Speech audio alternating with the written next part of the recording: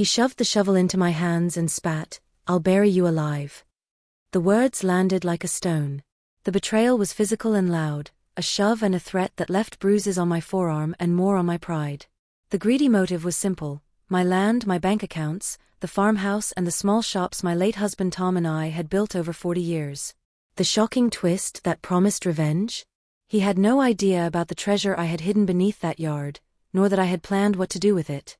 If you're watching this, subscribe, hit the bell, and tell me where you're watching from, because this is the night I decided not to be buried at all. My name is Evelyn Clark.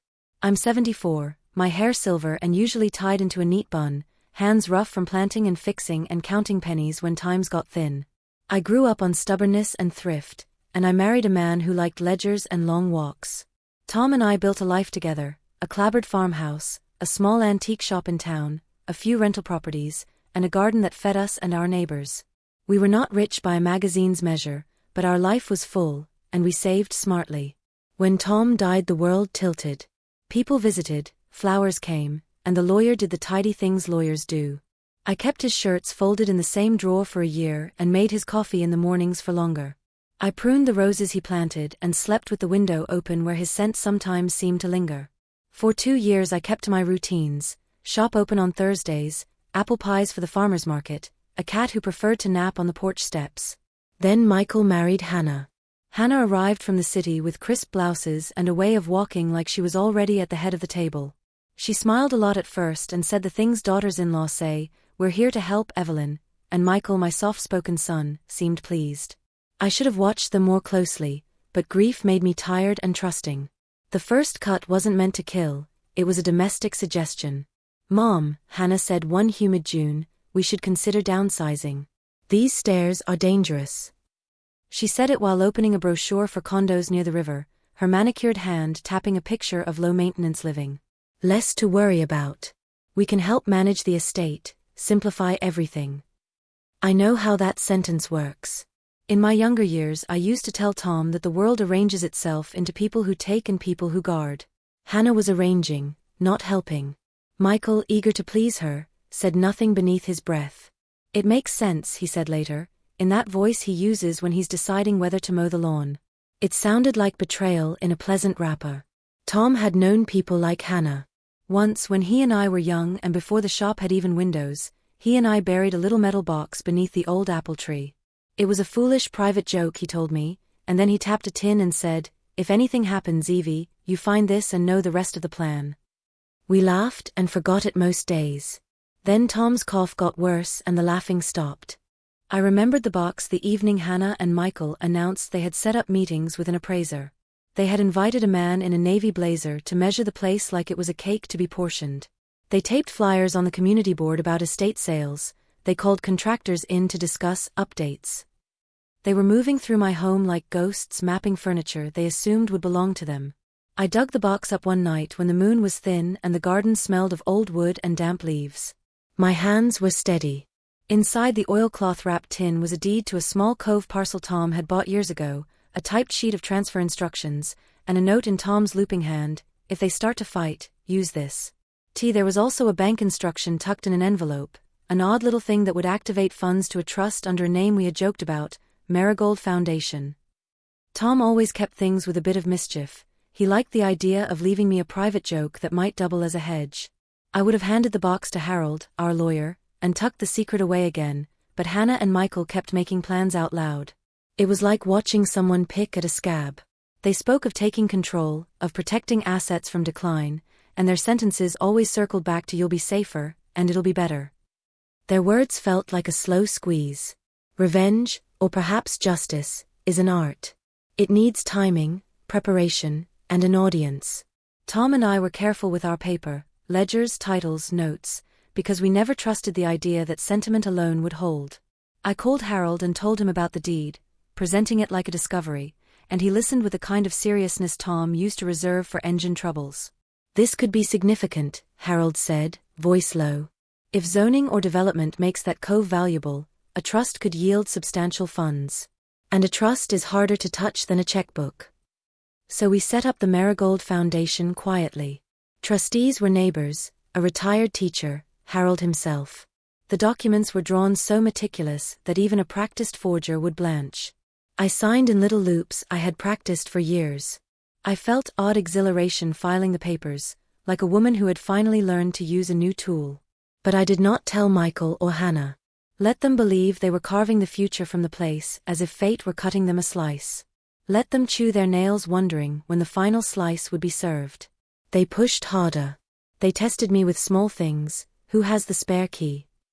Can we see the accounts? Mom, you need a medical alert. What if you fall? Their tone assumed my consent because they believed my age made me pliant. They were wrong. On the day the appraiser returned, I brewed tea and cut a tray of apple tarts and sat in the corner with a book I wasn't reading. The appraiser made notes, asked questions, and nodded at my shop's ledger. Michael's eyes flicked to mine twice, then to his phone, and Hannah smiled with thin lips. The last move was always the most satisfying when the other person thought they were in control. In the lawyer's office, with Harold folding his hands, I signed the final transfer, executed the trust, and sealed it like a jar of preserves. Michael and Hannah were not present. I liked it that way. Their faces when they discovered the plan later would taste better because it would be clean. No tricks, no slaps, just legal truth. When the zoning board's decision came through with a small but decisive change, investors began calling. Offers were polite, generous, and real. The Marigold account swelled into a number that would fund grants and repairs for our town for years. It was money that could not be drained with a forged signature or a conniving whisper. Then came the night at the back of the yard when Michael shoved the shovel into my hands and hissed, "I'll bury you alive." He thought he was terrifying me into signing something else, another paper that would hand over the farm while I was still weak with age. He thought a shove would show me who ruled the house now. His hands were rough with entitlement. I could have screamed, called the police, packed a bag. Instead I stood in the moonlight with the shovel, felt the grain of wood under my palm, and smiled a little. The shovel was heavy, but the secret in the ground was heavier. They had wanted my bones and they found a foundation instead. That night I let the anger cool into something colder. I wrote a note to Michael and slid it under his pillow, not to be cruel but to be sharp. If you want the house, earn it. If you're willing to be honest, come talk. Otherwise, remember what you chose. I did not write to Hannah, she didn't deserve the civility. The next morning, the realtor called asking about offers and the town council sent a thank you for my donation plans. Harold came by with the trustees' signatures and a quiet smile. The garden became my strategy room. I invited old friends over under the pretense of tea. In truth I was choosing trustees like someone selecting ripe fruit. Mrs. Alvarez from the church, who ran the soup kitchen, agreed without fuss. Roger, the retired principal who still loved numbers, signed with a hand that trembled only a little. Harold handled the legal details. Each signature felt like a stitch in a quilt, small, deliberate, and hard to tear. When the first investment letter arrived, Hannah opened it with a flourish and found an offer addressed to the Marigold Foundation. She read it 3 times and for the first time looked at Michael and did not smile. He realized he had been a player in someone else's plan. The foundation funded a teenager's mobile bakery and fixed the community center roof. At the ribbon cutting I stood near the back, cardigan neat, hair in its bun, and felt a quiet joy. Neighbors clapped, and for a moment the old hurt felt less sharp and more like a lesson learned the hard way. I learned that cunning needn't be cruel. I chose to weave the money into the town's life rather than fold it into a private silk purse. It felt right to watch children learn to bake and elderly men have a dry roof. Revenge, when mixed with meaning, becomes restoration, and that is a comfort I carry with me. I still walk under the apple tree. The metal box is back under the roots, less a secret now and more a memory. My hands bruise less easily.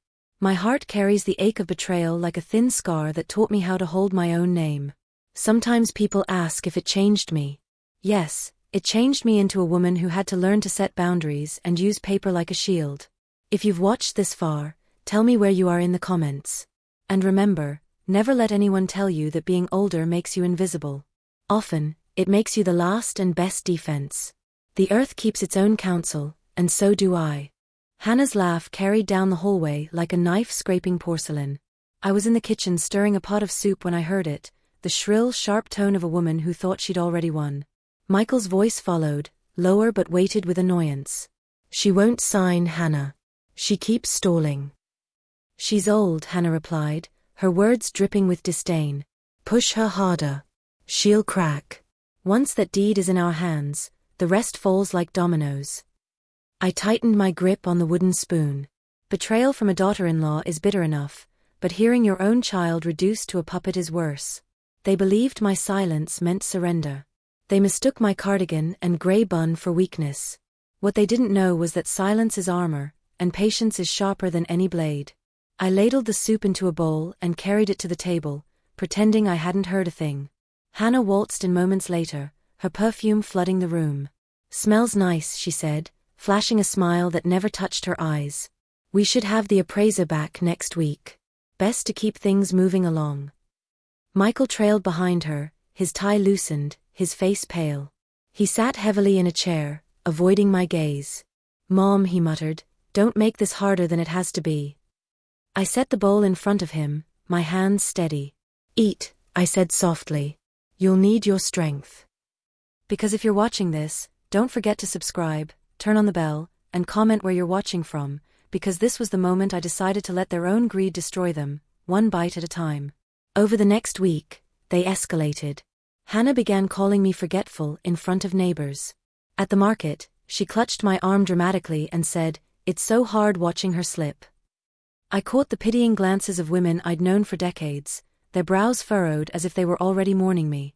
At home, Michael pressed for signatures. "Mom, just sign the papers. It'll make everything easier." His words were sharper each time, his voice more desperate. He didn't realize every request, every demand, was another stone in the pit they were digging for themselves. At night, I took out Tom's metal box, smoothing the oilcloth over the table. The deed to the Cove property gleamed under the lamplight, and Tom's note, "If they start to fight, use this," felt less like advice and more like prophecy. The Marigold Foundation documents Harold had prepared were tucked neatly inside now, forming a fortress against their greed. I didn't sleep much those nights. Instead, I planned. Sunday dinner became the next battlefield. Hannah invited her parents, overdressed and smug. They arrived with a bottle of wine and compliments that felt like poisoned sugar. "This place has such charm," her mother cooed, glancing around as if measuring curtains for windows she'd already claimed. Halfway through the meal, Hannah clinked her glass. "We need to talk," she announced, her blonde hair catching the chandelier light. "Margaret, we're concerned. About your health. About your memory. We think it's time David and I step in and take over the estate formally. Just to keep things safe." Her parents nodded solemnly, complicit in the charade. Michael kept his eyes on his plate. I set down my fork and folded my hands in my lap. "You think I'm unstable?" I asked, my voice calm. "Not unstable," Hannah said quickly, lips curling. "Just incapable. It's nothing to be ashamed of." I smiled faintly, the kind of smile Tom used to give before outbidding someone at auction. "You'll find I'm far more capable than you imagine." The next morning, I called Harold. "It's time," I said. We met in his office, a modest building with shelves of law books and a coffee pot that always smelled burnt. I handed him the metal box, and he handled it as if it were a holy relic. "They're accelerating," I explained.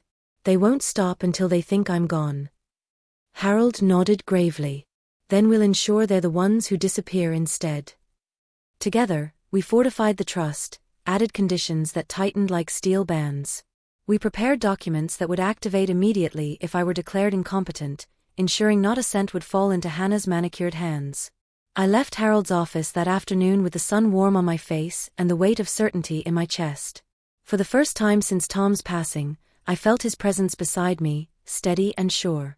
Back at the farmhouse, I found Hannah waiting on the porch. Her silk blouse clung too tightly in the heat, but her smile was cool. "Out running errands?" she asked, her eyes sharp. I held up the grocery bag in my arms. "Onions," I said simply. Her smile faltered for just a moment before returning. "Well, don't overdo it. We wouldn't want you to slip." I walked past her without another word, my cardigan sleeve brushing against her as I passed. She shivered, though the air was hot. Because deep down she knew. She didn't have control. She never would. That evening, I overheard them again. Through the thin walls, their whispers carried. "She's stalling," Michael said, his voice cracking. What if she never signs? She will, Hannah hissed. And if she doesn't, we'll make her look so unstable that the court has no choice. Once guardianship is ours, the estate is ours. I sat in my armchair, a cup of tea cooling in my hands, and let their words wash over me. Guardianship. They wanted to reduce me to a ward, a prisoner in my own home. But what they didn't realize was that by plotting so loudly, they'd given me exactly what I needed, proof of intent. The final straw came when they staged their cruelest performance yet. One evening, 2 police officers appeared at my door for a wellness check. Hannah stood behind them, her face painted with false concern. She's been confused, she told them sweetly. We're worried she might hurt herself. I invited the officers in, cardigan neat, bun tight, smile steady. They found a clean house, bills paid, dinner simmering on the stove.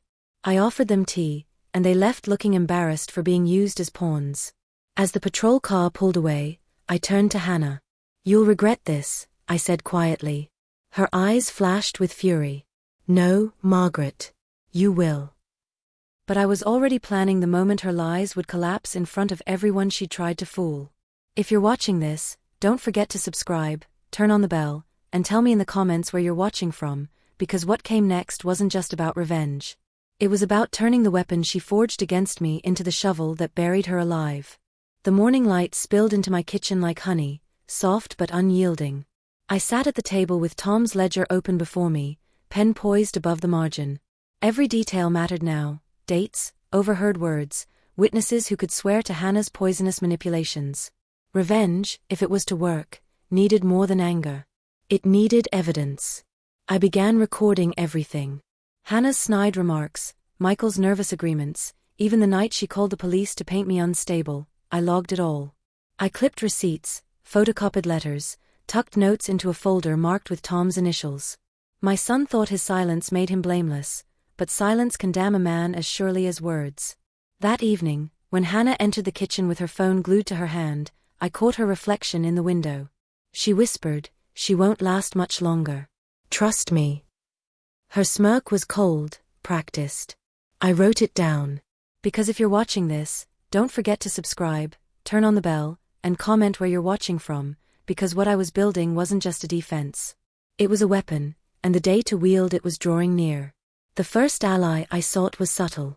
Mrs. Alvarez, my church friend, had seen Hannah grip my elbow too hard at Sunday service. After the hymn, she had whispered, "Are you all right, Margaret?" Now over tea, I reminded her. She nodded firmly, eyes flashing. "I'll swear to it," she said. Her voice trembled with anger, not fear. Next was Roger, the retired principal. He had attended Sunday dinner when Hannah had declared me incapable. "I remember her words clearly," he said when I asked. "And Michael, he didn't argue. He let her cut you down." He wrote a statement in his tidy cursive, sealing it with the kind of authority only a lifetime of discipline grants. Piece by piece, I built a wall. Hannah, oblivious, grew bolder. One afternoon, she staged a scene at the grocer's. Holding up a carton of milk, she sighed loudly. "She keeps forgetting things. Yesterday she left the stove on all night." Shoppers glanced at me with pitying eyes. I clenched my jaw, smiled faintly, and let her have her moment. Later that night, I noted it down, defamation in public. Witnesses, 5. Michael avoided my eyes more often now. He was a man trapped between loyalty and greed, but greed whispered louder. One evening, I decided to test him. As we sat in the living room, I asked softly, "Michael, do you really believe I'm losing my mind?" He hesitated. His fingers tapped the armrest nervously. "Mom, you've been forgetful." "Forgetful," I repeated, my voice even. "Do you remember who taught you to balance a ledger at 12? Who made sure you never went to school with holes in your shoes?" His face reddened. He opened his mouth, closed it again, and finally muttered, "Hannah just wants what's best." I nodded as though satisfied. Inside, my heart broke a little more. But I added another note to the ledger, complicity confirmed. Then came the letter that turned everything. One morning, the mailman handed me an envelope addressed in Hannah's elegant script. Inside was a typed request for guardianship proceedings, already signed by Michael. They wanted to strip me of control, drag me before a judge as though I were a child. I sat at the kitchen table, sunlight streaming across the paper, and for a moment my hands trembled. Guardianship meant they could dictate my every move, what I ate, where I lived, how my money was spent. It was a living death sentence. But fear turned quickly into fire. They thought this paper would bind me. Instead, it became my proof. I tucked the letter into Tom's box, beneath his note, "If they start to fight, use this." The next day, I invited Harold to the farmhouse. He examined the letter, his brow furrowing. "This is strong evidence of undue influence," he said. "Combined with your witnesses, we can dismantle their case before it ever reaches court." "Not just dismantle," I replied. "I want them exposed. Publicly." Harold leaned back, studying me with a mixture of respect and caution. "You're not aiming for defense. You want humiliation." "Yes," I said simply. "They shoved me into the ground with their lies. I intend to bury them with the truth." My chance came sooner than I expected. Hannah, smug in her victory, scheduled a family meeting to discuss the transition of the estate. She invited her parents again, even some neighbors, under the pretense of support. I arrived in the parlor on time, my cardigan neatly buttoned, hair pinned into its bun. They were all seated, Hannah at the center like a queen. Michael beside her, pale but resolute. "Margaret," Hannah began, her voice syrupy. "We're here out of love. It's time to acknowledge you can't manage this estate alone anymore. We've spoken with legal counsel, and the process is simple. Just sign here." She slid a document across the table, her manicured nails tapping the pen. The room hushed. Neighbors leaned forward. Even her parents' smug smiles flickered with anticipation. I picked up the paper slowly, adjusted my glasses, and pretended to read. Then I set it down and opened my folder. "Interesting," I said softly. "Because I've spoken with counsel too." Murmurs rippled. Hannah's smile faltered. I laid out my notes, Roger's written statement, Mrs. Alvarez's testimony, the police report from their staged wellness check, and finally, the guardianship request signed by Michael. Gasps filled the room. Hannah's face drained of color. "You tried to bury me alive with lies," I said, my voice clear. "But I've kept records. Every whisper, every trick, every betrayal." Michael's hands shook as he reached for the papers, but Harold, seated quietly in the back, raised a hand. "Copies are already filed with the court," he announced. The room erupted in whispers. Hannah's parents shifted uncomfortably, their smugness dissolving into shame. Neighbors stared at Hannah with disgust. For the first time, Hannah had no words. That night, she stormed into my room, eyes blazing. "You think this is over? You think you've won?" I met her fury with calm. "I don't need to win, Hannah. The truth already has." She lunged as if to slap me, but Michael caught her wrist. "Enough," he whispered hoarsely. His eyes met mine, pleading, broken. For the first time, I saw a flicker of the boy I'd raised, buried under Hannah's shadow. But it was too late. He had signed his name. His betrayal was sealed. In the weeks that followed, the fallout spread like wildfire. Neighbors who once pitied me now turned cold shoulders to Hannah. Her parents stopped visiting, embarrassed by the scandal. Harold's filings halted their guardianship attempt in its tracks, citing coercion and fraud. The Marigold Foundation, meanwhile, announced its first project, a scholarship fund for local youth. My name was listed as founder. The papers carried the story. My reputation rose, while Hannah's crumbled. And yet, I wasn't finished. The day of reckoning didn't arrive with storms or shouts. It arrived on a clear morning, crisp air and sunlight spilling like liquid gold across the porch. I sat with a cup of tea, cardigan snug around my shoulders, watching the apple tree sway gently in the breeze. Beneath its roots lay the secret Tom had left me, a reminder that not all treasure sparkles, and not all revenge needs fire to burn. By then, whispers of Hannah's cruelty had spread through town. The failed guardianship attempt, the staged wellness checks, the appraiser fiasco, it was all public knowledge now.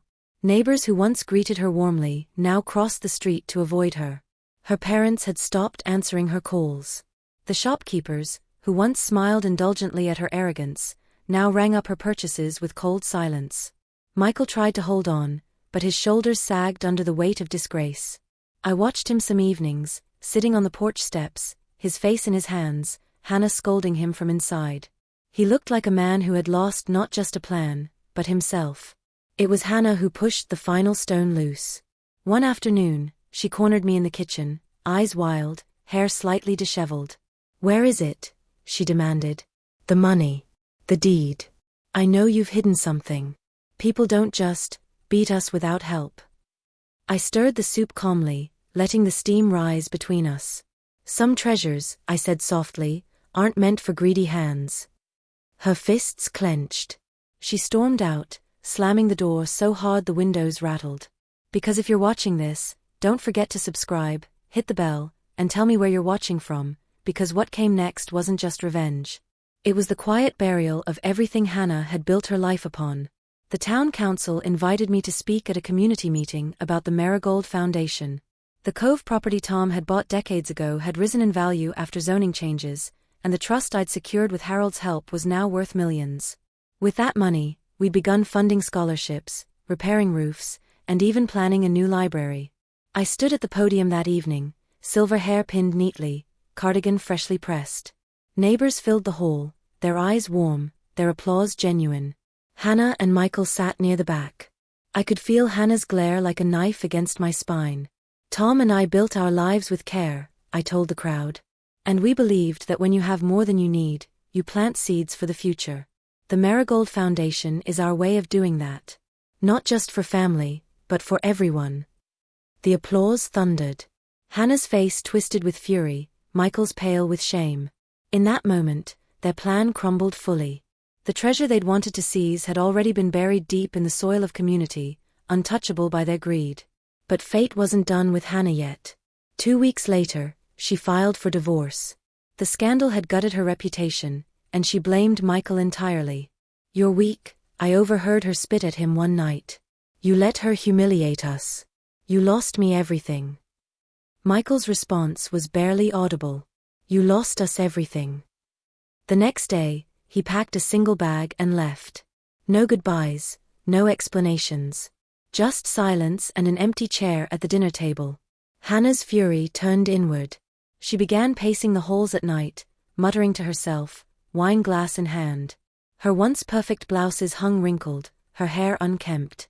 She screamed at shadows, slammed doors, accused neighbors of conspiring against her.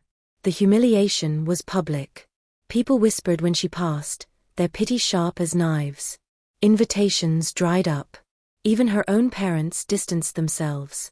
And me? I stayed calm. I tended my roses, baked my pies, wrote checks for scholarships in neat cursive. Each time my name appeared in the paper as founder of the Marigold Foundation, Hannah's face tightened a little more. The final collapse came one autumn evening. I was in the garden, pruning the apple tree, when headlights swept across the yard. Hannah stumbled out of her car, mascara smeared, blouse torn at the sleeve. She staggered toward me, eyes red, breath sharp with alcohol. "You ruined me," she hissed, swaying slightly. "You buried me alive." I rested my shears against the tree, meeting her gaze steadily. "No, Hannah. You buried yourself. I just made sure the truth didn't stay hidden." She laughed bitterly, a hollow sound. "You think the town cares about your little foundation? They'll forget. They always forget." "Maybe," I said softly. "But your name will always be tied to betrayal. Mine will be tied to rebuilding. That's the difference between us." She staggered back, tears spilling, and for a moment I saw not a predator, but a woman consumed by her own hunger. Then she turned and fled, her car screeching into the night. That was the last time I saw her. Weeks later, the news arrived. Hannah had left town abruptly, no forwarding address. Her debts piled high, her credit ruined, her name blackened beyond repair. She had become a ghost, alive perhaps, but stripped of everything she valued. Michael sent me a letter months later, a short note scrawled in shaky handwriting. "I'm sorry, Mom.